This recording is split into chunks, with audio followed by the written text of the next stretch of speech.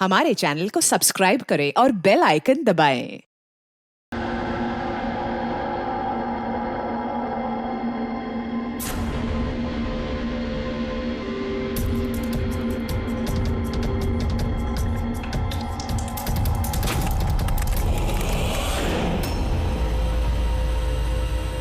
कौन है?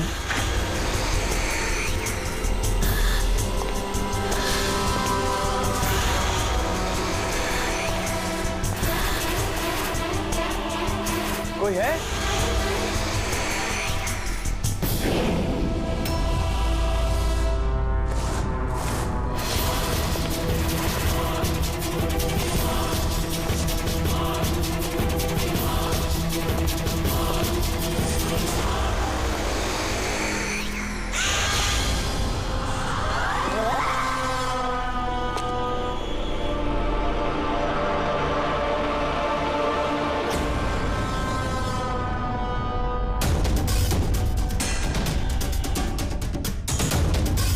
कौन है वहाँ?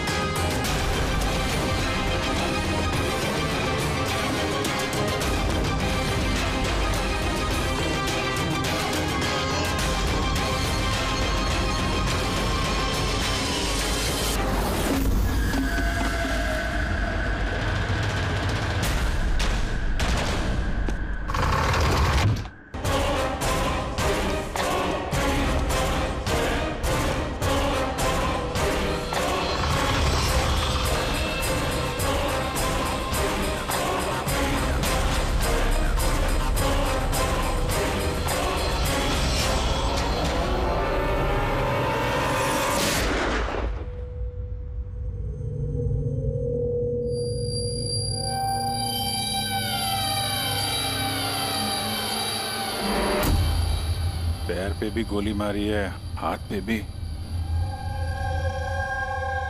ये बॉडी सबसे पहले किसने देखी थी? सर मैंने देखी थी। आज सुबह जब 9 बजे मैंने ऑफिस खोला तो देखा टोनी सर की लाश पड़ी है। तभी मैंने आपको फोन किया। आप सर मैं रीटा, टोनी सर की सेक्रेटरी। ये टोनी इस कंपनी के अकेले मालिक थे या कोई और भी पार्टनर था? नहीं सर, अकेले ही मालिक थे टोनी सर। तो इनके बाद नेक्स्ट सीनियर ऑफिसर कौन है कंपनी का? Sir Rohit sir. Rohit? Ji sir, मैं ही इस कंपनी का सीईओ हूँ। किस चीज़ की कंपनी है ये? सर हम स्टॉक्स और सिक्योरिटीज में डील करते हैं। सर इनकी बेल्ट और जूते देखिए सर। इतने बड़ी कंपनी के सीईओ ये पहन के आएंगे ऑफिस? तो रोहित जी क्या चल रहा है आजकल शेयर का भाव? सर वो एक्चुअली सर आज मेरी नींद जरा देर से खुली थी तो मैं अखबार या इंटरनेट पर चेक नहीं कर पाया। अच्छा,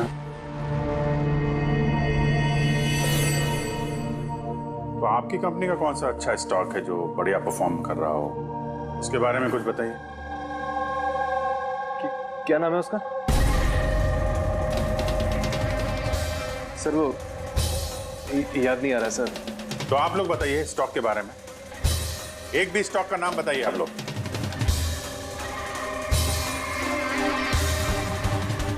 क्या हो क्या रहा है यहाँ पे? हैं? देखो सच बताओ वरना टोनी की मौत के जुर्म में सब लोग फंसोगे। सर सच में तो हम में से कोई भी यहाँ पे काम नहीं करता है। काम नहीं करता? क्या मतलब क्या है? मतलब सर हम सब लोग एक्टर्स हैं, फिल्मों में काम करना चाहते हैं। अरे मगर ये तो फाइनेंस कंपनी है, इसका फिल्मों से क्या लेना देना? सर फाइनेंस कंपनी तो सिर्फ नाम की है, यहाँ पर सर कोई काम नहीं करता। हम एक्टर को सिर्फ इसलिए रखा है ताकि हम यहाँ काम करने की एक्टिंग कर सके। मतलब यहाँ काम सिर्फ टोनी करता था और आप लोग एक्टिंग करते थे? एक्चुअली सर, टोनी सर से मिलने दिन में बहुत सारे क्लाइंट्स आते थे। हमारा काम बस इतना होता था कि उन्हें दिखाना कि ऑफिस में बहुत काम हो रहा है। ये टोनी क्या काम करता था? किस चीज़ की मीटिंग होती थी यहाँ पे? सर, उनकी जो भी मीटिंग्स होती थी वो उनके केबिन के अंदर होती थी। अब वो क्लाइंट्स के साथ क्या बातें करते थे वो हम में से किसी को नहीं पता सर। और कब से चल रहा है ये सब? सर पिछले 2 हफ्ते से। कमाल है, एक नकली कंपनी जहाँ पे नकली काम होता था उसके मालिक का खून हो जाता है, वो भी इतनी बेरहमी से। समझना पड़ेगा एग्जैक्टली यहाँ पे हुआ क्या था।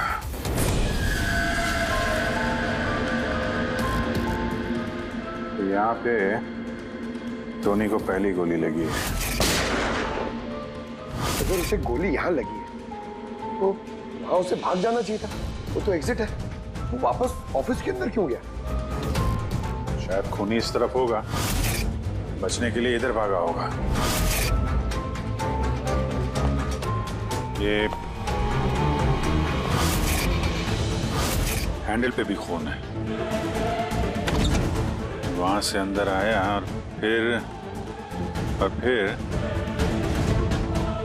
वहां पे लेके गया उसको जहां पे खून हुआ। ब्लड ट्रेल इधर भी है। सर ये यहाँ देखिए, इतना सारा खून। लगता है यहाँ पे छुप के बैठा होगा बचने के लिए। खूनी आया, उसके बाद उसको वहां ले गया जहां पे उसकी मौत हो गई। सर वो पानी का बॉटल सर, पानी लग रहा है सर। है तो पानी, बॉटल में खून। बॉटल हाथ में थी या उससे मारा?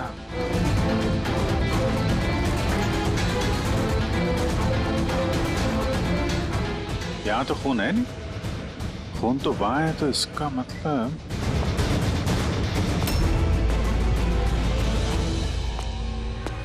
खून यहाँ पे है तो शायद ये बॉटल यहीं होगी। यहाँ पे छुपा होगा तो बॉटल हाथ में ली होगी बचने के लिए। यहाँ वहां जाते समय गिर गई।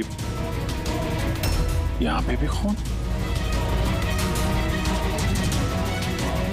वहां से आए तो इस पे हाथ लगा और सर हाँ, यहाँ तो ब्लड ट्रेल है।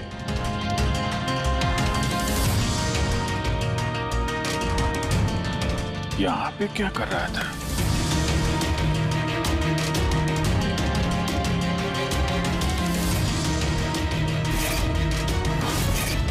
यहाँ पे पंजे का निशान है, यहाँ भी खून है, यहाँ भी पंजे का निशान है। कुछ पकड़ रहा था या फिर? अरे क्या? ठीक हो? हाँ सर। गन छुपा के रखी है अंदर। शायद इसी को ढूंढने आया होगा, लेकिन इसके पहले गन तक पहुंचता खूनी पहुंच गया इसके। मगर सर ये ऑफिस में उसने गन क्यों छुपा के रखी? ऑब्वियसली तो उसकी जान को खतरा होगा। इतना गड़बड़ घोटाला करके रखा हुआ था यहाँ पे, एक्टर्स लोगों को हायर करके रखा था। पता नहीं कितने दुश्मन होंगे इसके। ये डायरी भी।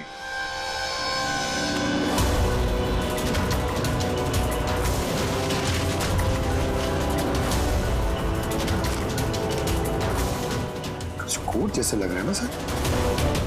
कोड वर्ड में लिखा है और डायरी को छुपा के रखा था। जरूर इसका टोनी के मौत के साथ कोई ना कोई कनेक्शन है।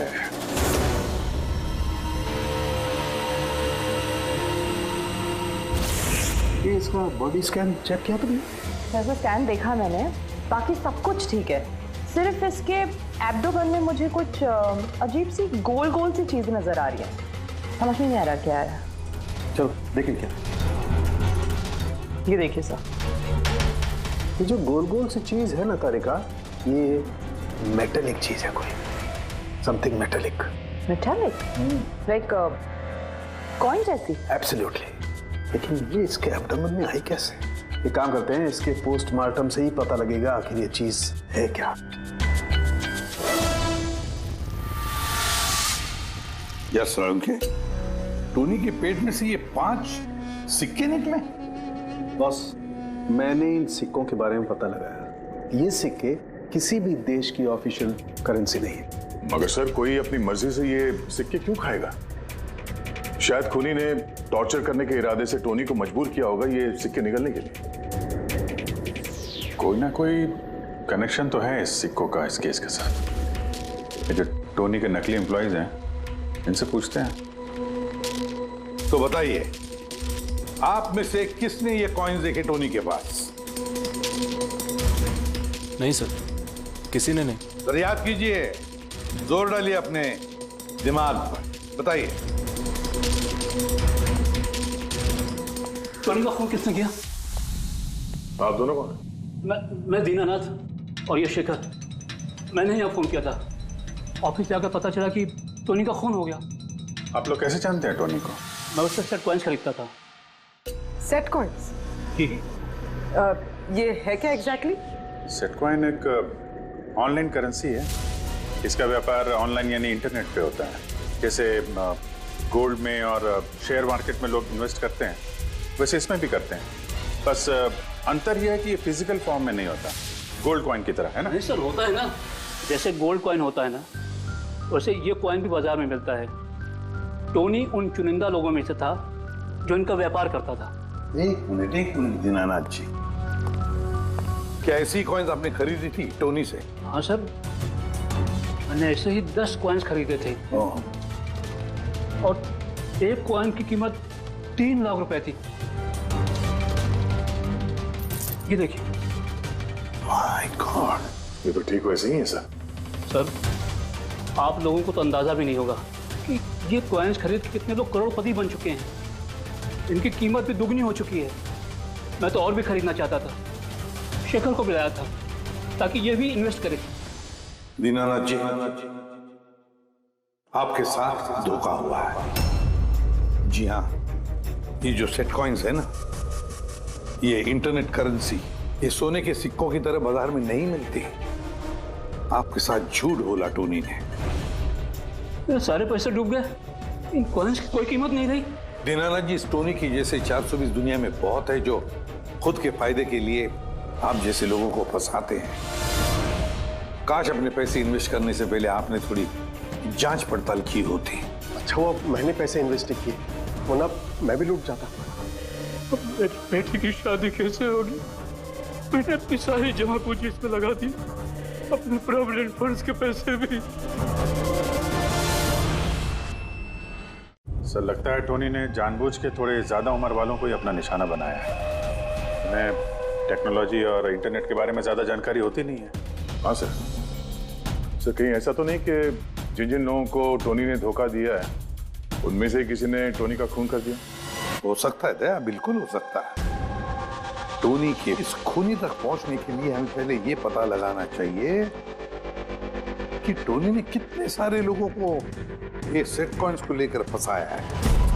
और फिर ये भी जानना बहुत जरूरी है कि टोनी के पेट में ये सेट कॉइन्स गए कैसे। सर, मैंने इस टोनी का पूरा इतिहास चेक किया। उसके पास कई नकली आईडी कार्ड्स थे, उस पर अलग अलग एड्रेसेस, अलग अलग फोन नंबर्स। सर, हमें तो ये भी नहीं पता है कि टोनी उसका असली नाम है भी या नहीं। और फिलहाल तो हमें ये भी नहीं पता सर कि ये सारे जुर्म उसने अकेले किए हैं या कोई पार्टनर भी है उसका। यानी जो कोड क्रैक हो जाए ना, वो कोड जो टोनी के ऑफिस वाले डायरी में मिला था, बहुत सारे सवालों का जवाब मिल जाएगा। सर, एक कोड क्रैक करने वाले एक्सपर्ट को हमने कांटेक्ट किया है, शायद बहुत जल्दी इसका हल निकाल लेगी वो। और ये जो टोनी का सारा ऑफिस स्टाफ आया था, ये जो एक्टर्स उसके ऑफिस में काम कर रहे थे, उनको कैसे पता चला इस टोनी के बारे में?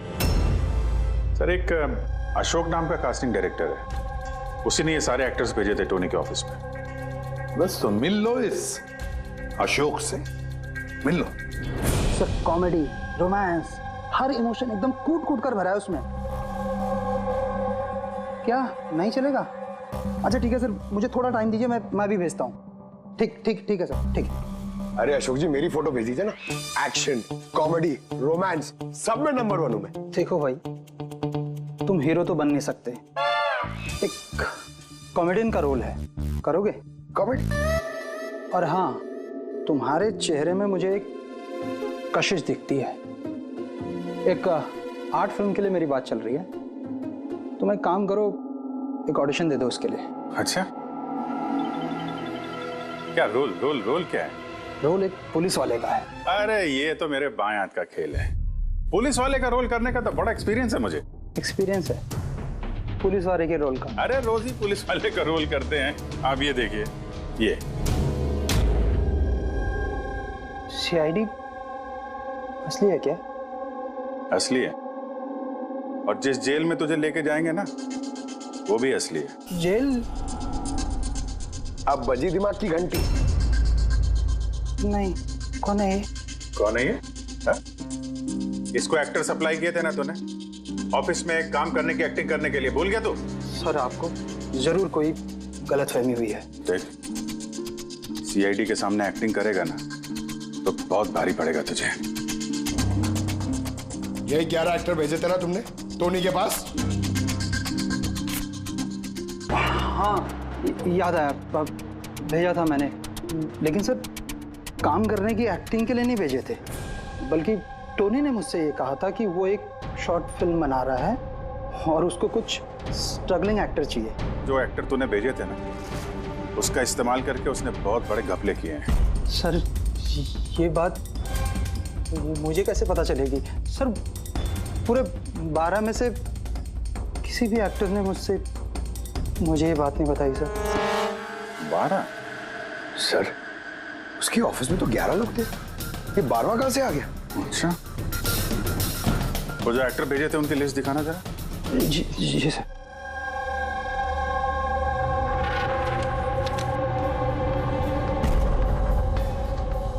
ये नया नाम है, ईशा कुमार। ये नहीं थी उस वक्त वहां पे, ये कहां गायब हो गई? सर इस केस में सवाल ज्यादा है, जवाब कम है, और वो कोड भी क्रैक नहीं हुआ अभी तक। सर रीना जी, आपने हमें यहाँ टोनी के घर पे क्यों बुलाया? और वो उन कोड्स का हल निकाल पाई या नहीं? काफी टेढ़ा कोड है सर, बिना साइफर के हल निकाल पाना नामुमकिन है। साइफर? ये साइफर क्या होता है? साइफर कोई ऐसी किताब या डायरी होती है जिनके अंदर इन खुफिया कोड्स का राज छुपा होता है। फ्रेडी, जैसे अंडरवर्ल्ड की दुनिया में ये चीजों के नाम को कोड्स में इस्तेमाल करते हैं, जैसे गन है उसे घोड़ा कहते हैं, और कौवा मतलब मोबाइल, तो ये सारे कोड्स एक साइफर में होते हैं। अगर ये साइफर मिल जाए तो सारे सवालों के जवाब मिल जाएंगे। सर मुझे लगता है ये टोनी इस साइफर को ऐसी जगह रखता होगा जहाँ से उसे वो आसानी से देख सकता हो या पढ़ सकता हो। लेकिन सर उसका ऑफिस तो अच्छी तरह से चेक किया था, वहां पर तो कुछ भी नहीं मिला। तो हो सकता है टोनी के घर पे मिल जाए। ये देखिए सर, बड़ा अजीब सा निशान है इस पेपर पर, शायद ये निशान इस कोड का कोई अहम हिस्सा है। तो इस निशान का राज यहीं कहीं होना चाहिए। घर का एक कोना चेक करते हैं।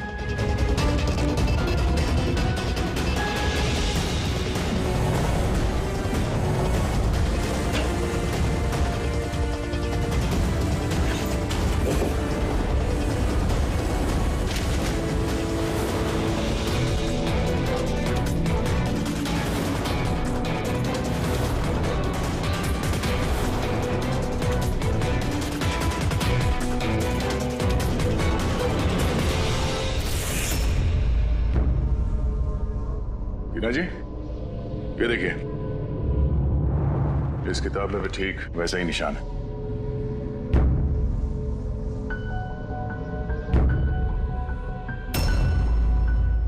सर यही तो साइफर है। ये देखिए, इस पेज पर सिर्फ 7 सेंटेंसेस हैं और इसके हर सेंटेंस के फर्स्ट वर्ड को हम हाईलाइट करके देखते हैं।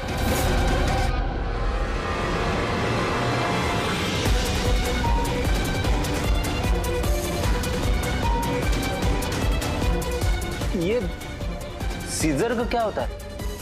जूलियस सीजर का नाम तो सुना होगा ना? हाँ। लगता है उसके जमाने का कोई पुराना कोड है। तो यहाँ ये सीजर के आगे जी भी तो है। यही तो मालूम करना है कि कौन से सीजर साइफर का इस्तेमाल हुआ है। मान लो ए अगर जी है और बी अगर एच है तो ए टू जेड कुछ इस तरह दिखेगा। ये देखिए।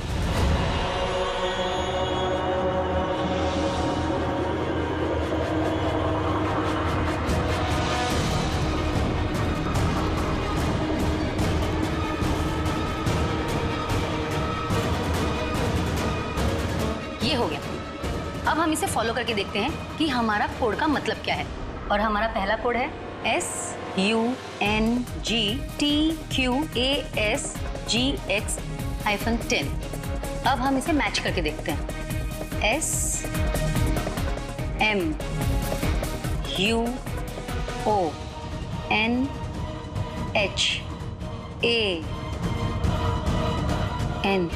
मोहन?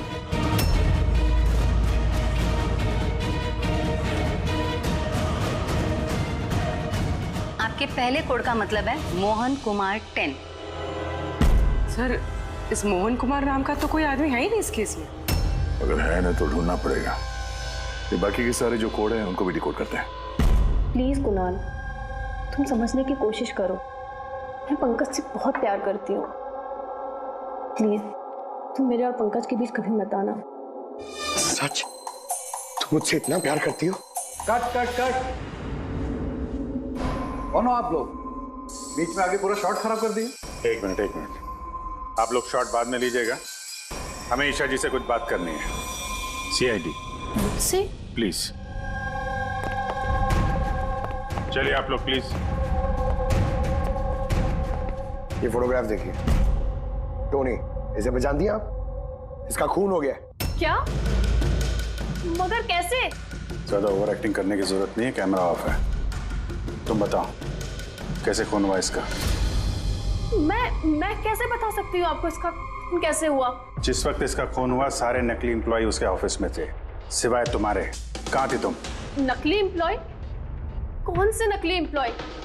सर ये आप लोग क्या बात कर रहे हैं? मुझे तो कुछ समझ में नहीं आ रहा। टोनी ने तुम लोगों को हायर किया था ना उसके ऑफिस में क्लर्क की एक्टिंग करने के लिए। उसने तो मुझे अपनी मंगेतर का रोल प्ले करने के लिए पैसे दिए थे, वो भी बस एक दिन के लिए। मंगेतर का? हाँ सर, उसके माँ बाबूजी आए थे उससे मिलने और वो उन्हें दिखाना चाहता था कि वो शादी करने वाला है और वो अपनी जिंदगी में बहुत खुश है। उसने तुमको तो बताया होगा ना अपने माँ बाप के बारे में, सारी इंफॉर्मेशन दी होगी। जी हाँ, बहुत कुछ बताया था ताकि कुछ गड़बड़ ना हो जाए और मुझे याद रहे कब कौन से डायलॉग बोलने हैं। उसके माँ बाप के बारे में जितनी भी इंफॉर्मेशन है तुम्हारे पास, एक एक चीज सब हमें बताओ। Thank you sir. Codes decode हो गए। हर कोड से एक नाम मिला है और नाम के आगे एक नंबर। जरूर ये वो लोग हैं जिनको टोनी ने सेट कॉइन्स बेचे थे, और ये नाम के आगे जो नंबर है इसका मतलब है किसके पास कितने सेट कॉइन्स हैं। जैसे ये मोहन ने ये 10 सेट कॉइन्स खरीदे थे, चिराग 6, विजय कुमार 8, एक्सेट्रा एक्सेट्रा। मतलब खूनी इनमें से ही कोई एक है? लगता तो ऐसे ही है। इन सारे बारातियों को ब्यूरो में बुलाओ सेट कॉइन्स के साथ। सर, मैंने टोनी को नहीं मारा। आपने मुझे बताया तब तो मुझे पता चला कि टोनी का मर्डर हो गया। कल रात तुम कहाँ थे? कल रात मेरे सर में दर्द था तो मैं कल रात 10 बजे ही सो गया था सर। अच्छा, और कौन है आपके घर में? मेरे घर में बस मैं हूँ सर, और मेरा एक बेटा है जो विदेश में नौकरी करता है। मैंने तो अपने रिटायरमेंट फंड के 15 लाख लगाए थे इसमें। अब मुझे ये समझ में नहीं आ रहा है कि मुझे कैसे वापस मिलेंगे। गन रखते हो ना तुम? सर, मेरी गहनों की दुकान है, सिक्योरिटी एंड प्रोटेक्शन के लिए मुझे अपने पास गन रखनी पड़ती है सर। सर, सब कुछ तो आपको बता चुका हूँ, अब मैं आपको और क्या बताऊँ? जब तक खूनी पकड़ा नहीं जाता हम तो सवाल पूछेंगे। इस डायरी में उन लोगों के नाम लिखे हुए हैं जिन्होंने उससे वो कॉइन्स खरीदी थी, सेट कॉइन। उन लोगों के नाम और जितने भी कॉइन्स खरीदे थे वो सब पूरा का पूरा रिकॉर्ड इसमें है। और इसमें जो जानकारी है उससे हम ये पता लगाएंगे कि आखिर आप लोगों में से वो खूनी कौन है। किसने कितने कॉइन खरीदे, इससे ये कैसे पता चलेगा खूनी कौन है? आसान है। खूनी ने अपने कुछ सिक्के गुस्से में आकर टोनी को निगलवा दिए। अब इस बहीखाते के हिसाब से जिसके पास भी कम सिक्के निकलेंगे वही हमारा खूनी है। चलिए आप सब लोग अपने अपने सेट कॉइन्स के सिक्के गिनती करवाइए।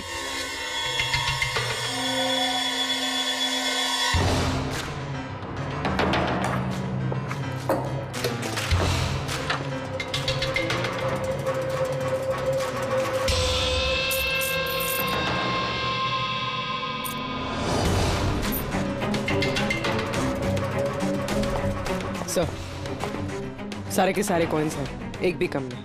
कोई भी कम नहीं? ये कैसे हो सकता है? अब तो यकीन हो गया ना आप लोग को कि हम निर्दोष हैं। अब ये क्या कहानी है सर? अगर ये सारे निर्दोष हैं तो फिर गुनहगार कौन है? ये तो अब टोनी के माता पिता ही बताएंगे। नहीं, ये नहीं हो सकता। हमारा बेटा नहीं मर सकता सर। आपको जरूर कोई गलतफहमी हुई है। हमारा बेटा तो अपने ईमान का इतना पक्का था कि वो किसी का 1 रुपया भी ना ले, और आप कह रहे हो उसने लोगों को ठगाया।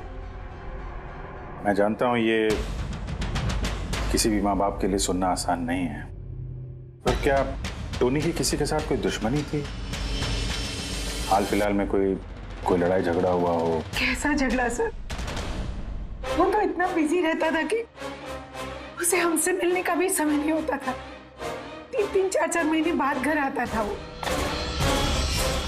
मिलने नहीं आता था? मतलब कि उसने कई जगह पर अपने ऑफिस खोल रखे थे। कहाँ और कहाँ पे ऑफिस था इसका? दिल्ली, पुणे। जिस शहर में ये टोनी रहा है कुछ ना कुछ घपला तो जरूर किया होगा उसने। कुंडली निकालो इसके पिछली जिंदगी की। सर, हाँ सर, दिल्ली और पुणे के police officers video conference call पे। गुड।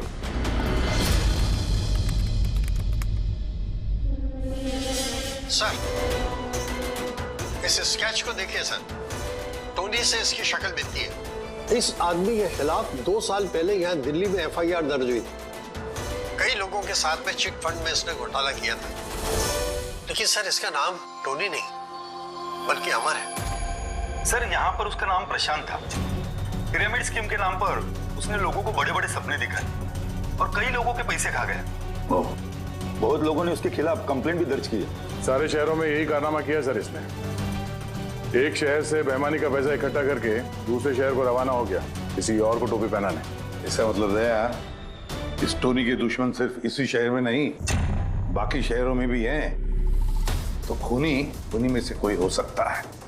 मतलब सर, हर शहर से ऐसे लोगों की लिस्ट निकालनी पड़ेगी जिनके साथ धोखा हुआ है। सर, यहाँ पर उसके खिलाफ कल्पेबल होमिसाइड की केस भी है। ये आलोक नाम के आदमी के उसने पैसे खा लिए थे।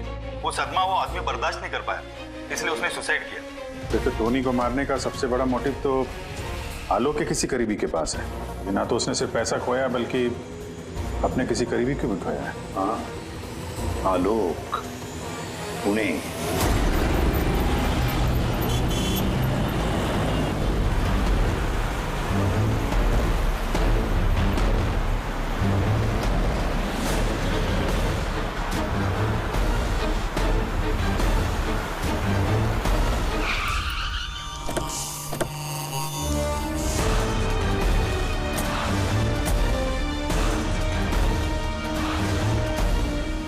लगता है आलोक की बीवी सरिता घर पे नहीं है सर। हाँ गया, आज सुबह से नहीं है। आज का पेपर और दूध।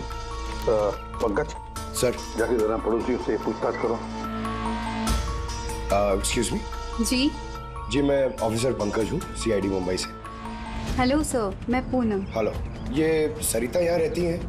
ये हाँ, कहीं हाँ। गई हुई है बाहर, आपको पता है? वो तो नहीं पता। क्यों, कोई प्रॉब्लम हो गई है? इनके घर की कोई एक्स्ट्रा चाबी होगी आपके पास?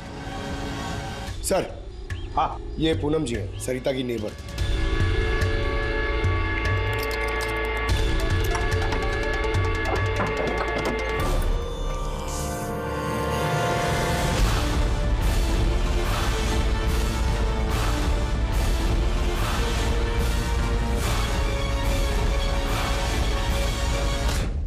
जिस तरह से घर के अंदर ये सामान बिखरा पड़ा है, ऐसा लगता है कि कल रात यहाँ पे कुछ हुआ था।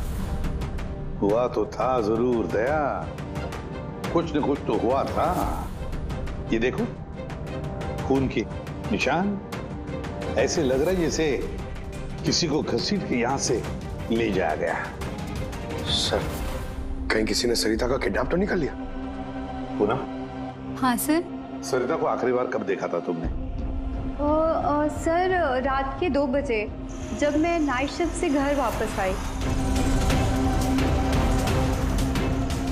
उस वक्त शायद सरिता जाग ही रही थी क्योंकि यहाँ पे टीवी चल रहा था। उसके घर के आसपास किसी को देखा, कोई आया हो उनसे मिलने के लिए? कुछ और तो नहीं, पर हाँ, एक वाइट कलर की वैन थी जो घर के बाहर खड़ी थी, पर सुबह वो वहाँ नहीं थी। तो उस वैन को पहले भी कभी देखा था यहाँ आसपास? नहीं, कभी नहीं। अच्छा, उसका नंबर याद है, नोट किया था? नंबर तो नहीं नोट किया, मैंने ध्यान नहीं दिया। अच्छा, तुमने कुछ शोर शराबा या झगड़ा वगैरह सुना उस वक्त? हाँ, आवाजें तो आ रही थी जोर जोर से, पर मुझे लगा कि शायद सरिता जाग रही है, टीवी देख रही है, तो मैंने उतना ध्यान नहीं दिया। अच्छा पूनम, ये जो तुमने लड़ाई झगड़े की आवाजें सुनी, कितने बजे थे? यही करीब 3 बज रहे होंगे। 3 बजे? तो सरिता का किडनैपिंग 3 बजे हुआ था। तो डेफिनेटली ये सरिता का किडनैपिंग और टोनी का मर्डर, इन दोनों का आपस में कोई ना कोई कनेक्शन है सर। 100% दया, कनेक्शन 100% है, पर इससे पहले कि सरिता को कुछ हो जाए उसे हमें बचाना होगा। और पंकज सर, ये व्हाइट वैन, सफेद वैन जो पूनम ने अभी अभी बताया, उस वैन की पूरी इंफॉर्मेशन चाहिए हमें, पूरी की पूरी इंफॉर्मेशन।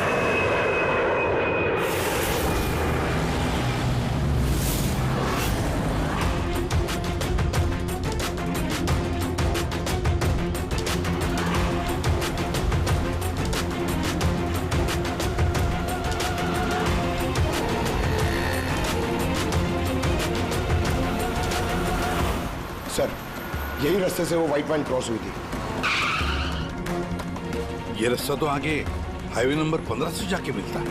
कहीं ऐसा तो नहीं कि किडनैपर्स इस सरिता को शहर से बाहर ले गए हो? सर नहीं सर, क्योंकि वो आगे जो टोल नाका है उसमें गाड़ी क्रॉस नहीं हुई है। तो फिर जरूर किडनैपर ने सरिता को टोल नाका और सिग्नल के बीच में कहीं छुपा के रखा। तो सर, इस सिग्नल और टोल के बीच में कोई तो रास्ता होगा जो अंदर जाता है, और शायद किडनैपर्स का अड्डा वहीं कहीं आसपास होगा। हाँ, चलो देखते हैं कोई रास्ता है क्या।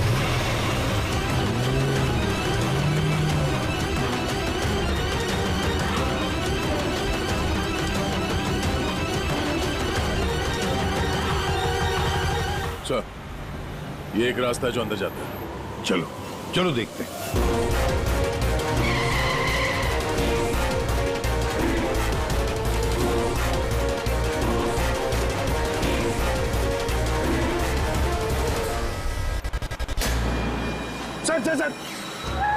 सर वो पीछे।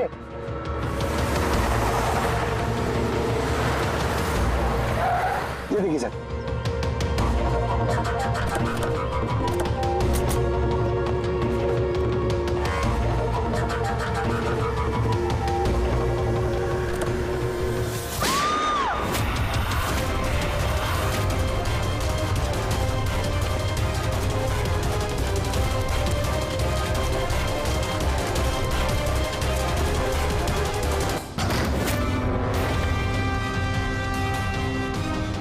माय गॉड,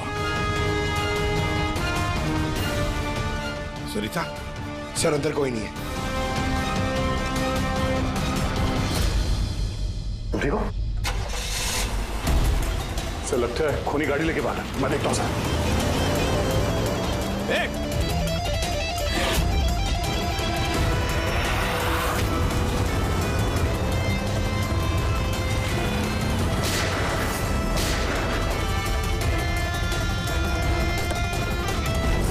सर एम्बुलेंस आ रही है। सरिता, ये बताओ किसने किया ये सब? उसने मेरी आंखों में पट्टी बांध रखी थी, इसलिए उसका चेहरा भी नहीं देख पाई मैं। नहीं सर, निकल गया, गाड़ी का टायर पंचर करके गया वो। Damn it. सरिता बताओ क्यों किया होगा ये सब उसने? सर उसको मेरे पति आलोक का फाइनेंशियल रिकॉर्ड चाहिए था, पता नहीं क्यों। पर तुम्हारे पति आलोक अब इस दुनिया में नहीं रहे ना? हाँ सर, उन्होंने आत्महत्या कर ली थी क्योंकि किसी फ्रॉड ने उन्हें धोखे से लाखों रुपए लूट लिए। पर वो पैसे भी उनके नहीं थे सर, उन्होंने किसी से कर्जा लिया था, पर कर्जा ना चुकाने की वजह से उन्होंने सुसाइड कर ली सर। अब ये क्या चक्कर है सर? ये किडनैपर को आलोक के फाइनेंशियल रिकॉर्ड्स में इतनी दिलचस्पी क्यों होने लगी? पंकज, इस किडनैपर को दिलचस्पी इसलिए कि मुझे तो लगता है कि ये किडनैपर, ये खूनी भी वही है जिसने आलोक को पैसे दिए थे। अब जैसे उसे पता चला कि आलोक इस दुनिया में नहीं रहा तो प्रॉब्लम आया, पैसे वसूल किससे करे। उसे पता चला कि आलोक का सारा पैसा टोनी के पास है, तो उसने टोनी को खत्म कर दिया और फिर खुद पर इल्जाम ना आए सारे सबूत मिटाने के लिए उसने सरिता को फोन किया और उसे पूछा कि आलोक का सारा फाइनेंशियल रिकॉर्ड कहां पर है, कौन हो सकता है ये? सरिता सर, एक काम कर सकती हो? हाँ सर। आलोक की फाइनेंशियल रिकॉर्ड्स हमें दे सकती हो?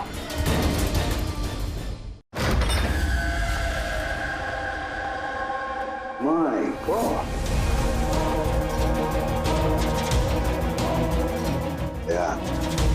ये मुजरिम जो भी कोई है हमसे पहले यहाँ पहुंच गया और देखो लगता है सारे सबूत जलाकर राख करने की कोशिश की है उसने।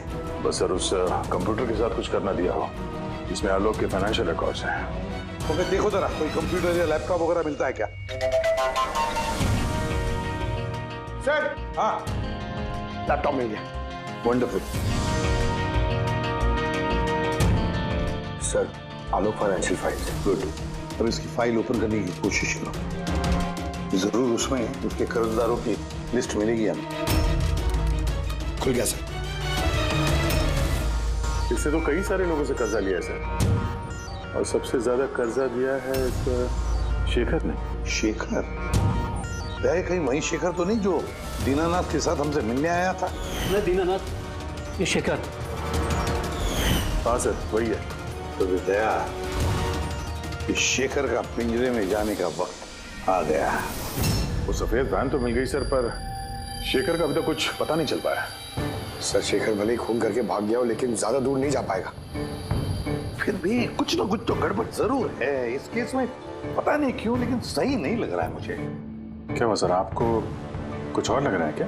अभिजीत जरा सोचो, ये सरिता का किडनैप होना, उसके बाद में हमें बड़े आसानी से वो सफेद वैन मिलना लावारिस पड़ी हुई, उसके बाद में आलोक की फाइनेंशियल रिकॉर्ड जिसमें शेखर का भी नाम है वो भी बड़े आसानी से मिले हमें। हाँ सर, फाइनेंशियल रिकॉर्ड लैपटॉप के डेस्कटॉप भी था। यही तो मैं कह रहा हूँ दया, गड़बड़ है। हालांकि ये ऐसे फाइनेंशियल रिकॉर्ड्स अलग से फोल्डर में होने चाहिए, पासवर्ड प्रोटेक्टेड होने चाहिए ना। सर लेकिन अगर हमें वो सुराग मिल रहे हैं तो ये तो अच्छी बात है ना। नहीं पंकज, हमें सुराग मिल नहीं रहे हैं, सुराग हमें दिए जा रहे हैं एक के बाद एक, एक के बाद एक। इसीलिए तो मैं कह रहा हूँ ना, गड़बड़ है, कुछ ना कुछ तो गड़बड़ जरूर है। हमें गुमराह करने की कोशिश हो रही है। टोनी के बारे में आपको जो कुछ भी याद है जरा डिटेल में बताइए। बात करने में, लोगों को बड़े से बड़े सपने दिखाने में बहुत अच्छा था ये टोनी। ऐसे किसी से घुल मिल जाता था केवल 2 मिनट में कि जैसे आपको लगे कि दुनिया में उससे अच्छा आपका कोई दोस्त है ही नहीं। और हाँ सर, आलीशान पार्टीज वगैरह रखी थी उसने अपने इन्वेस्टर्स के लिए। उन पार्टीज की तस्वीरें हैं आपके पास? सर, हाँ सर, पूर्वी ने ये फोटो भेजी है, सस्पेक्ट के घर से मिली है। अच्छा, तो ये है वो इस पूरे खेल के पीछे है। मतलब शेखर भी इसी के कब्जे में होगा सर? इसका फोन ट्रैक करो, शेखर की जान को खतरा है, शेखर को बचाना होगा।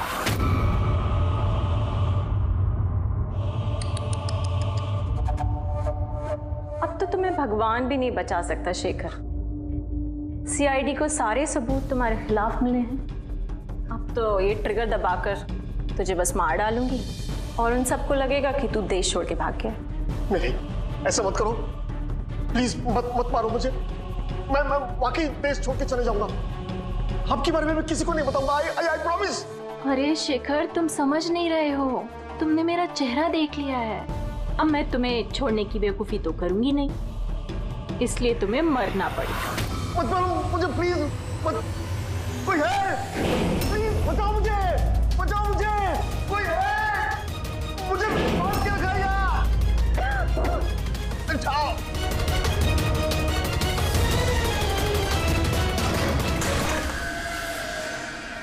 उठ उठ।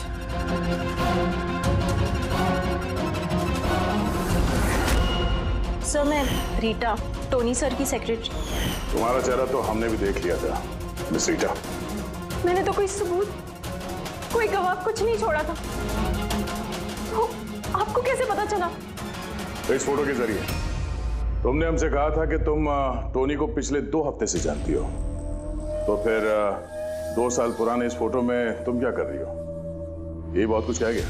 अब बताओ, तुमने अपने बॉस टोनी को क्यों मारा? टोनी मेरा बॉस नहीं था, मैं टोनी की बॉस थी। लेकिन तुम तो उसकी सेक्रेटरी बन के घूम रही थी, वो क्या था? वो सिर्फ और सिर्फ एक नाटक था, दुनिया को दिखाने के लिए। असल में सारा दिमाग मेरा था इसमें। टोनी को तो मैंने सिर्फ आगे रखा था ताकि कभी कानून हम तक पहुंचे तो टोनी पकड़ा जाए। तो फिर टोनी का फोन करके अपने पैर पे कुल्हाड़ी क्यों मार ली? क्योंकि जब चींटी के पर निकल आते हैं तो उसके पंख काटने पड़ते हैं, और टोनी बहुत ही ज्यादा हवा में उड़ने लगा था, बहुत ही लापरवाह और ओवर कॉन्फिडेंट हो गया था। उसने दीनानाथ के साथ सेल्फी खींच के सोशल मीडिया पे डाल दी वो फोटो। तो तुम्हें डर लगा कि अगर वो फोटो सोशल मीडिया में चला गया तो जिन जिन शहरों में उसने 420 की है वहां कोई ना कोई उसे पहचान लेगा। हाँ, और उसके पेट में जो सिक्के थे वो सिक्के मैंने ही उसे निकलवाए थे, ताकि आप लोगों को लगे कि खून किसी ऐसे आदमी ने किया है जिसके साथ टोनी ने बेईमानी की है। और इसलिए तुमने सारे सबूत शेखर के खिलाफ कर दिए ताकि हम उसे अपराधी समझें। न जाने कितनी जिंदगियों के साथ खेला है तुमने। देश भर में न सिर्फ लोगों के पैसे चुराए बल्कि उनकी खुशियां, सपने सब छीन लिए। कड़ी से कड़ी सजा मिलेगी तुम्हें इस जुर्म के लिए।